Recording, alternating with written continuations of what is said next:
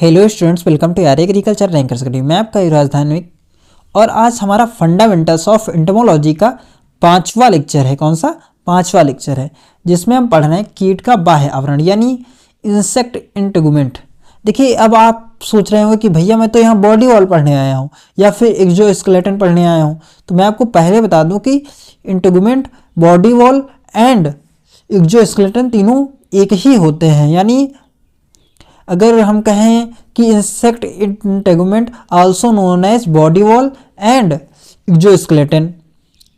अभी मैं एक चीज़ बताना चाहता हूँ आप लोगों को, जिससे आप थोड़ा सा समझ सकें इन चीज़ों को। तो बेसिक से शुरू करते हैं, थोड़ा मैं डायग्राम से समझाता हूँ। देखिए, जैसे कि मान लीजिए ये आपका इंसेक्ट का हेड है। क्या है? हेड है। और ये थॉरैक्स है। इसके बाद ये आता है एब्डोमेन। क्या है? एब्डोमेन। ये एब्डोमेन है, ये थॉरैक्स है। ओके, तो देखिए तीन पार्ट्स हैं। इन तीनों पार्ट्स को हम सम्मिलित रूप से क्या कह सकते हैं? टैगमा कह सकते हैं। ओके, और इनकी प्रोसेस को हम कहते हैं, क्या कहते हैं इनकी प्रोसेस को? टैगमोसिस। टैगमोसिस। ओके, देखिए मेरे पास कोई अच्छा स्ट्रक्चर नहीं है, स्क्रीन पर ही लिखना पड़ता है। तो प्लीज़ थोड़ा कोऑपरेट कीजिए और समझने का प्रयत्न कीजिए, क्योंकि देखिए समझने वाले स्टूडेंट समझ जाते हैं। ओके, उन्हें ये फ़र्क नहीं पड़ता कि जो पढ़ा रहा है वो किन संसाधनों से पढ़ा रहा है या किन सुविधाओं के साथ पढ़ा रहा है। इतना आप समझ गए होंगे। इसके बाद मैं आपको बताना चाहूँगा कि ये तो नॉर्मल चीज़ें हैं, कंपटीशन में पूछ ली गई तो इसलिए मैंने बताया। अब बात करते हैं इंटेगुमेंट या फिर बॉडी वॉल क्या होता है। तो देखिए ये जो होता है, इसके यहीं पर आवरण के आसपास ऐसे लेयर्स होती हैं। क्या होती हैं? ऐसे लेयर्स होती हैं। यही लेयर्स जो होती हैं इन्हें ही हम बॉडी वॉल कह देते हैं। क्या कहते हैं? बॉडी वॉल कहते हैं। ओके, या फिर इंटेगुमेंट या फिर एक्सोस्केलेटन। अब इसे थोड़ा पढ़ते हैं हम कि लिखा क्या है। कशेरुकी जीवों, यानी कशेरुकी जीव क्या होते हैं? जिनमें रीढ़ की हड्डी पाई जाती है। कशेरुकी जीवों में आंतरिक कंकाल यानी इंडोस्केलेटन होता है। क्या होता है? आंतरिक कंकाल यानी इंडोस्केलेटन होता है। जबकि कीटों में शरीर के बाहर स्थित होता है, जिसे बाह्य एक्सोस्केलेटन कहा जाता है। ओके, कीटों में क्या होता है? एक्सोस्केलेटन होता है और मनुष्यों में क्या होता है? इंडोस्केलेटन होता है। कीट का बाह्य आवरण क्यूटिकल, एंटीना मुखांग, यानी मुखांग क्या होता है? माउथ पार्ट्स, मांसपेशियों के संलग्न के लिए स्थान प्रदान करता है, जिसे टेंटोरियम कहा जाता है। क्या कहा जाता है? टेंटोरियम कहा जाता है। देखिए 1 मार्क्स के क्वेश्चन हैं, तो प्लीज़ इन्हें सही से समझिए। क्या कहा जाता है? टेंटोरियम कहा जाता है। जहाँ पर मांसपेशियाँ संलग्न होती हैं। किस किस की मांसपेशियाँ संलग्न होती हैं? तो क्यूटिकल की, यानी जो बाह्य आवरण होता है उसकी एंटीना और मुखांग यानी माउथ पार्ट्स के पास जब मांसपेशियाँ आपस में संलग्न होती हैं, उस प्रोसेस को या फिर प्रोसेस नहीं, स्थान को हम क्या कहते हैं? टेंटोरियम कहा जाता है। कीट के शरीर भित्ति यानी बॉडी वॉल को इंटेगुमेंट या बाह्य कंकाल एक्सोस्केलेटन कहा जाता है। वही चीज़ मैंने जो भी बताई थी वही है। यह शरीर का बाहरी आवरण होता है जो एंडोडर्मल मूल का होता है। सॉरी, इसमें एक्टोडर्मल लिखा है, एक्टोडर्मल मूल का होता है। तो एक्टोडर्मल का मतलब क्या है कि जो चीज़ बाहर की ओर ओरिजिनेट हो रही है, बाहर की ओर ओरिजिनेट हो रही है, तो उसे हम क्या कहेंगे कि एक्टोडर्मल है। या फिर जो चीज़ अंदर की ओर ओरिजिनेट होती है उसे हम कहते हैं एंडोडर्मल। तो जब हम बाह्य आवरण की बात कर रहे हैं, हमें पता है ये जो बॉडी वॉल है बाहर की ओर है, तो इसका नेचर ओरिजिन कैसा होगा? एक्टोडर्मल ही तो होगा। यह कठोर, लचीला, हल्का, मजबूत होता है और जीवन के विभिन्न तरीकों के अनुसार विभिन्न शरीर भागों में विविध रूप से परिवर्तित होता है। देखिए हम लोगों ने परिचय तो समझ लिया कि बॉडी वॉल होती क्या है। अब इसका जो स्ट्रक्चर है वो पढ़ते हैं। क्या पढ़ेंगे? इसका स्ट्रक्चर है, ये कितनी परतों में डिवाइड है, इसमें कौन से प्रोटीन्स होते हैं, कौन सी प्रोसेस होती है, इसके फंक्शंस क्या होते हैं, इसके अंतर्गत पढ़ने को मिलेगा। पहले इसकी स्ट्रक्चर की बात करें इंटीग्यूमेंट की, तो ये 3 परतों से मिलकर बनी होती है। कितनी परतों से मिलकर बनी होती है? तो ये 3 परतों से मिलकर बनी होती है। पहली जो परत है क्यूटिकल है। क्या है? क्यूटिकल है, जो कि सबसे ऊपरी परत होती है। सबसे ऊपरी परत कौन सी है? क्यूटिकल है। ओके, उसके बाद आता है एपिडर्मिस। देखिए एपिडर्मिस जो होती है इसे हाइपोडर्मिस भी कहा जाता है, और ये बीच में आती है। बीच में आती है यानी मध्य परत है। अब बेसमेंट मेम्ब्रेन, तीसरी परत और लास्ट परत जो होती है वो होती है बेसमेंट मेम्ब्रेन यानी आंतरिक परत। देखिए आप इस इमेज के माध्यम से समझ सकते हैं कि ये जो मैं बनाता हूं ऐसे, इतना एरिया जो आपको दिख रहा है ये है क्यूटिकल का। क्या है? क्यूटिकल का है। देखिए लिखने में प्रॉब्लम हो रही है तो मैं ज़्यादा लिख नहीं रहा। ये इतना सी से आप समझिए क्यूटिकल की बात हो रही है। किसकी बात हो रही है? क्यूटिकल की बात हो रही है। ओके, तो क्यूटिकल की सबसे ऊपरी परत जो होती है एपिक्यूटिकल होती है। क्या होती है? यानी क्यूटिकल को अगर हम डिवाइड करें तो भी इसे 2 भागों में डिवाइड कर सकते हैं, एपिक्यूटिकल और प्रोक्यूटिकल। अब प्रोक्यूटिकल कौन सा है तो वो समझिए। प्रोक्यूटिकल यहाँ पर एपिक्यूटिकल सबसे ऊपर है, उसके बाद ये हल्की हल्की परत दिखा रही, उसके नीचे ये 2 बड़ी परतें दिखा रही ऐसे। ये हमारा प्रोक्यूटिकल। ओके, प्रोक्यूटिकल को भी डिवाइड किया गया है। किस में डिवाइड किया गया है? तो इस प्रोक्यूटिकल को डिवाइड किया गया है एक्सोक्यूटिकल में और इंडोक्यूटिकल में। क्यूटिकल के बाद जो बीच वाली परत यानी मध्य वाली परत या फिर कहें दूसरी परत जो थी वो थी एपिडर्मिस। अब इस एपिडर्मिस के नीचे यहाँ पर ऐसे कह सकते हैं, यहाँ पर होती है बेसमेंट मेम्ब्रेन। और देखिए ये डीजेनरेटस एपिडर्मिस के सेल के थ्रू बनी होती है, तो ये बहुत पतली भी होती है और इसका कोई विशेष शेप या फिर कह सकते हैं आकार नहीं होता है। तो ऐसे आप समझ लीजिए यहीं पर होती है। आगे बढ़ते हैं अब हम एक एक करके पढ़ेंगे इसे अच्छे से। तो पहले बात करेंगे हम सबसे पहले क्यूटिकल की। तो परिचय की बात कर लेते हैं। ज़्यादातर चीज़ें तो मैं खुद बताते चल रहा हूँ साथ में। यह इंटीग्यूमेंट की सबसे बाहरी, मोटी और कठोर, मैंने यहाँ पर कठोर नहीं लिखा लेकिन आप याद रखिए सबसे कठोर भी यही होती है, जो कि एपिडर्मिस द्वारा स्रावित की जाती है। अब आप कह सकते हैं भैया कि लेयर पूरी की पूरी कैसे स्रावित हो सकती है? तो लेयर स्रावित नहीं होती एपिडर्मिस के थ्रू। एपिडर्मिस के थ्रू क्यूटिकल सेल्स स्रावित होती है, जो कि निर्माण करती है क्यूटिकल का। किसका निर्माण करती हैं? यानी जो एपिडर्मिस से सेल्स बनती है वही निर्माण कर देती हैं क्यूटिकल्स का, क्यूटिकल लेयर का। ये अगर बात करें ये होती कैसी इन नेचर, तो ये नॉन सेलुलर होती है। नॉन सेलुलर का मतलब क्या है? नॉन लिविंग होती है। ओके, इसके 2 मुख्य भाग भी होते हैं। अभी मैंने जो इमेज के थ्रू बताया था, तो पहला भाग मैंने जो भी बताया था आपको एपिक्यूटिकल बताया था। क्या बताया था? एपिक्यूटिकल। दूसरा भाग जो प्रोक्यूटिकल बताया था। एपिक्यूटिकल ऊपरी भाग होता है और प्रोक्यूटिकल आंतरिक भाग होता है। तो अब एपिक्यूटिकल को पढ़ते हैं हम।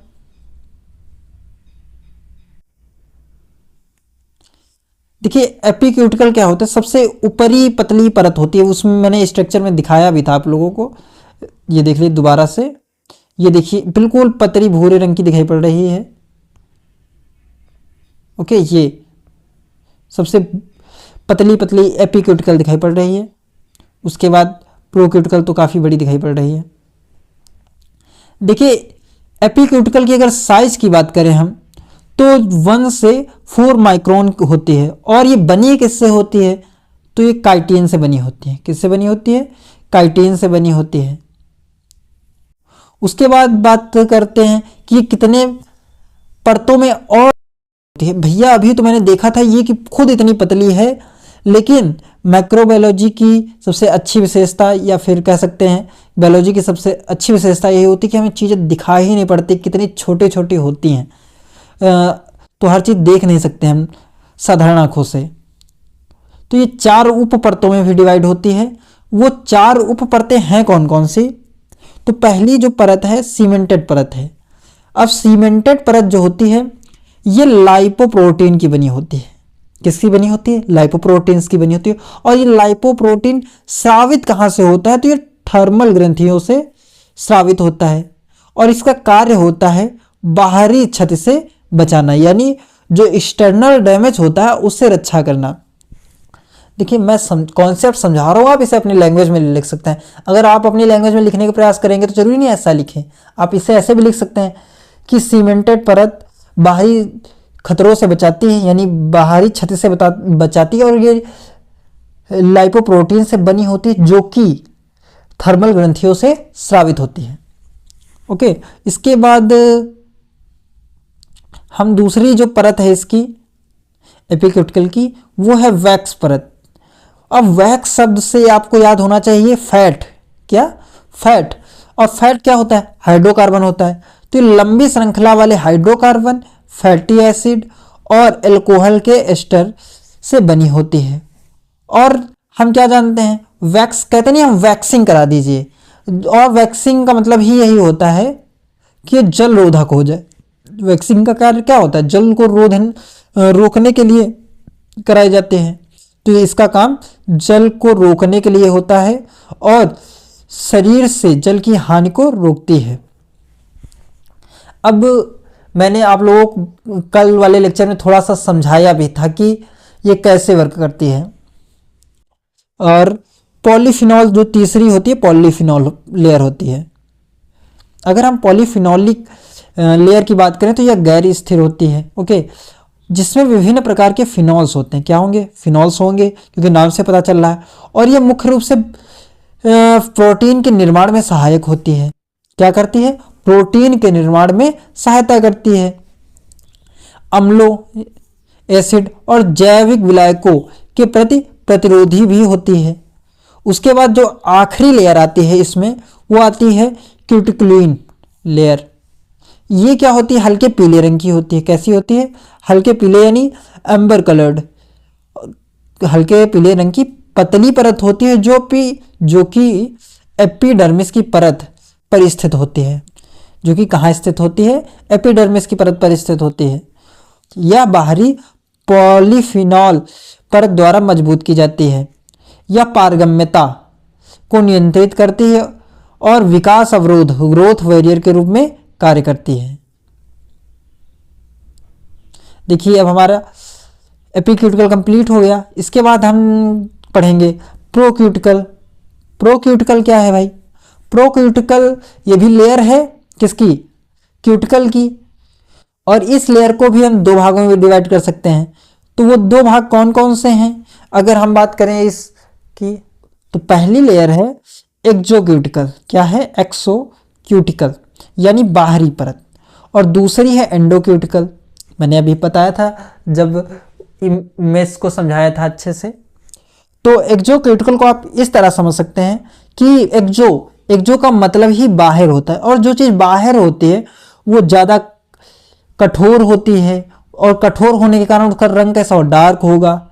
और जो डार्क होती है, जो भी चीज़ डार्क होती है, यानी हम कह सकते हैं वो टैंड होती हैं। तो इसमें टैंड प्रोटीन पाया जाता है। क्या पाया जाता है?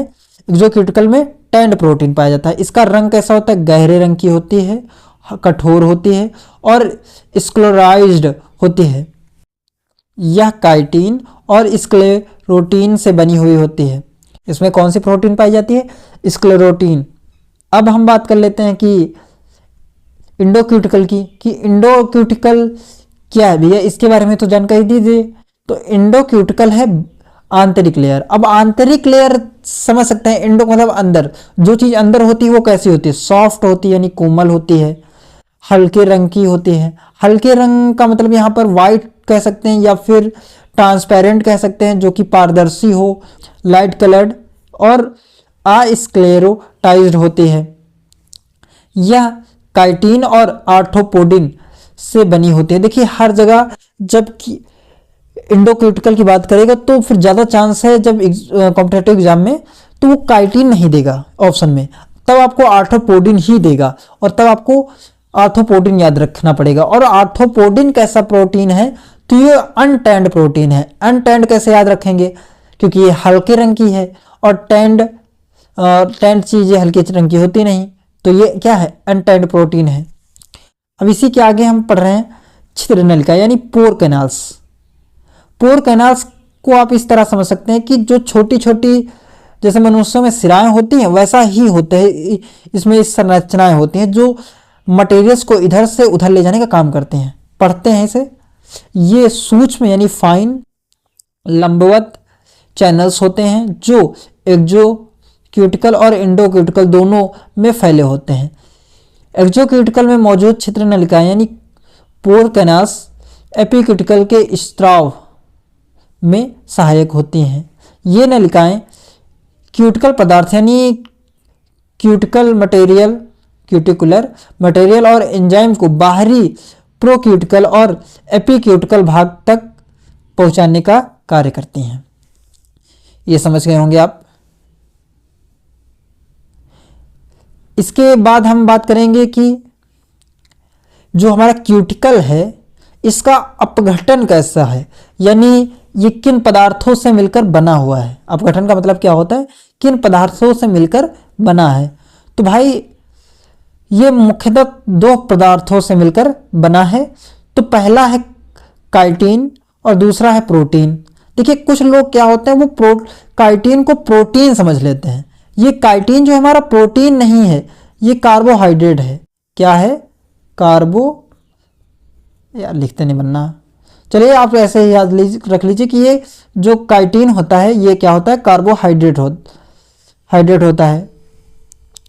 अब काइटिन को हम थोड़ा सा डिटेल में पढ़ लेते हैं कि काइटिन है क्या। देखिए काइटिन जो हम बता चुके हैं कार्बोहाइड्रेट होता है। तो कार्बोहाइड्रेट को 3 भागों में डिवाइड किया जाता है, मोनोसेक्राइड और उसके बाद ऑलिगोसेक्राइड, जिसमें ऑलिगोसेक्राइड में आते हैं हमारे डाइसेक्राइड्स और ट्राइसेक्राइड्स, और उसके बाद आता है पॉलीसेक्राइड्स। देखिए मैंने कार्बोहाइड्रेट पर डिटेल लेक्चर्स लिए हैं, प्लेलिस्ट बनी है, आप वहां से पढ़ सकते हैं। ओके, और उसके बाद पॉलीसेक्राइड्स आते हैं। तो ये तो काफ़ी कॉम्प्लेक्स स्ट्रक्चर है, तो पॉलीसेक्राइड में आएगा। और कैसा पॉलीसेक्राइड है, तो ये नाइट्रोजन युक्त यानी नाइट्रोजनस पॉलीसेक्राइड होता है। अब पॉलीसेक्राइड है यानी काफ़ी ज़्यादा मोनोसेक्राइड से मिलकर बना होगा। ओके, और ग्लूकोज के अणुओं से मिलकर बना होगा, तो कह सकते हैं इसका उच्च अणुभार होगा। क्या होगा, अणुभार उच्च होगा। यह जल में अघुलनशील होता है, लेकिन मंद एसिड यानी डाइल्यूट एसिड, क्षार, एल्कलाइन, जैविक विलायकों में घुलनशील होता है। देखिए जब हम इसकी हाइड्रोलिसिस करते हैं तो ये ग्लूकोज एमाइन में टूट जाता है और एसिड में टूट जाता है। ये बात आपको याद रखना पड़ेगा कि अगर हम काइटिन की हाइड्रोलिसिस करते हैं तो ये किस में टूटेगा, ग्लूकोज एमाइन में। देखिए बहुत सारी चीज़ें हम पीडीएफ में नहीं लिख सकते, तुरंत याद आती हैं, तुरंत बता सकते हैं। तो ग्लूकोज एमाइन में टूटता है और एसिड में टूटता है। इसके आगे अब हम देखेंगे प्रोटीन्स क्या होती हैं। तो प्रोटीन्स की बात करें तो इसमें प्रोटीन्स 3 प्रकार की होती हैं। क्या होती हैं, 3 प्रकार की होती हैं। पहला देखिए इसमें सीधा नाम दे रखा है, तो हम कह सकते हैं टैंड प्रोटीन, एनटैंड प्रोटीन और रेजिन प्रोटीन या रबर प्रोटीन भी कहा जाता है इसे। तो ये जो आर्थ्रोपोडिन है ये है अनटैंड प्रोटीन। क्या है, अनटैंड प्रोटीन। अगर कहीं पर अनटैंड प्रोटीन आ जाए तो भी कंफ्यूज नहीं होना है। अनटैंड प्रोटीन है, ये कैसा होगा, सॉफ्ट होगा, घुलनशील होगा और इंडोक्यूटिकल में पाया जाता है। मैंने आपको बताया था अभी इससे पहले।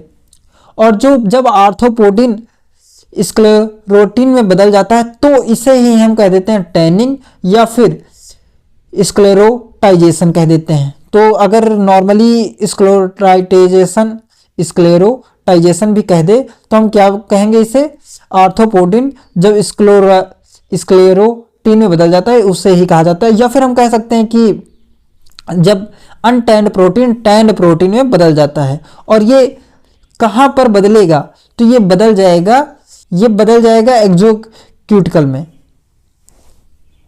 उसके बाद अनटैंड प्रोटीन के बाद आता है स्क्लेरोटिन यानी टैंड प्रोटीन।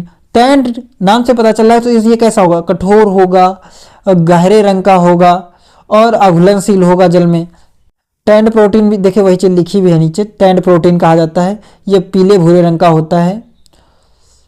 यह पाया कहाँ पर जाया जाता है, जहां पर बदलेगा वहीं पर पाया जाएगा, एक्सोक्यूटिकल में पाया जाएगा और जल में अघुलनशील होता है।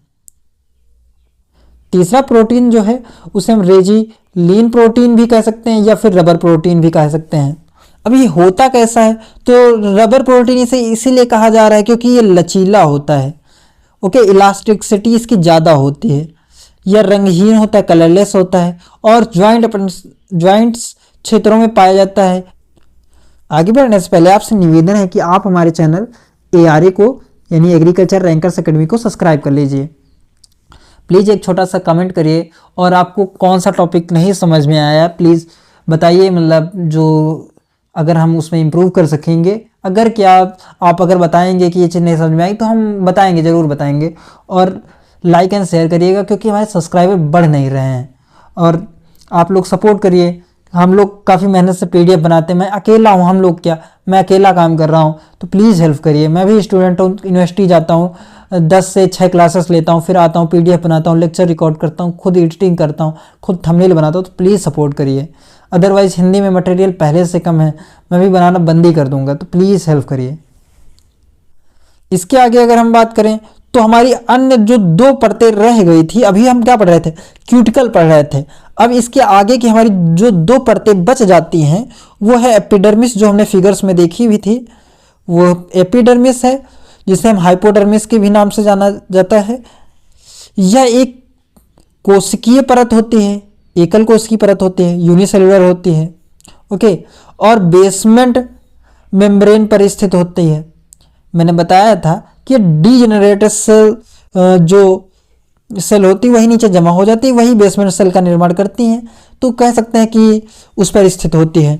इसके मुख्य कार्य की बात करें तो यह क्यूटिकल का स्त्राव करती है। मैंने बताया क्यूटिकल का स्त्राव करती हैं, पुरानी क्यूटिकल का पाचन और अवशोषण करती हैं, घाव भरने में सहायता करती हैं, शरीर की सतह को आकार देने का कार्य करती हैं।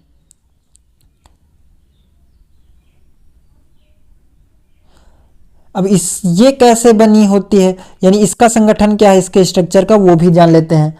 तो ये समीपवर्ती एपिडर्मल कोशिकाएं जो कि साइटोप्लाज्मिक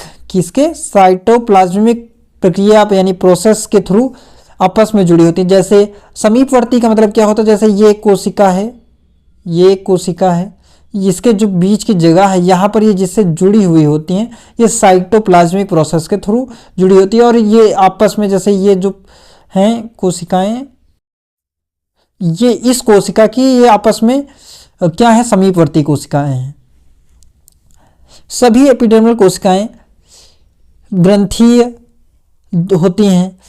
वे कटिकल मोल्टिंग प्रक्रिया में सहायक एंजाइमों का स्त्राव करती हैं। एपिडर्मल कोशिकाओं के प्रकार की बात कर लेते हैं। ये कितने प्रकार से बनी होती है, तो ये भी 4 प्रकार की होती हैं। डर्मल ग्रंथियां आ जाती हैं इसमें, जो कि सीमेंट लेयर का निर्माण करती हैं।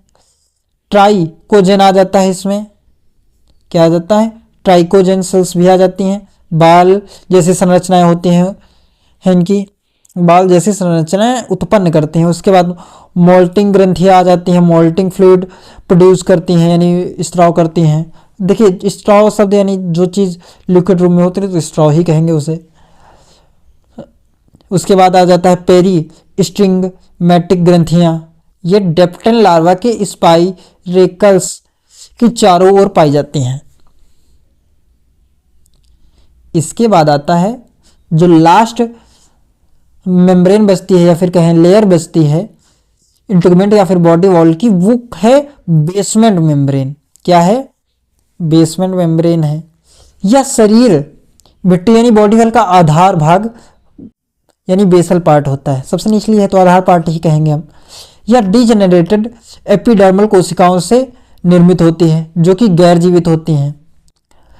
डीजेनरेटेड सीधी सीधी बात है कि वो जीवित कोशिकाएं नहीं होंगी, एवं एमॉर्फ ग्रेनुलर परत के रूप में दिखाई देती हैं। इसकी मोटाई की बात कर लें तो 0.5 माइक्रोन के बीच में इसकी मोटाई होती है। यह रेशेदार प्रोटीन, फाइबर प्रोटीन और ग्लाइकोसैमिनोग्लाइकेन्स से बनी होती है जो डिसैक्राइड्स पॉलीमर्स होते हैं। ये हमारा लेक्चर यहीं पर समाप्त होता है।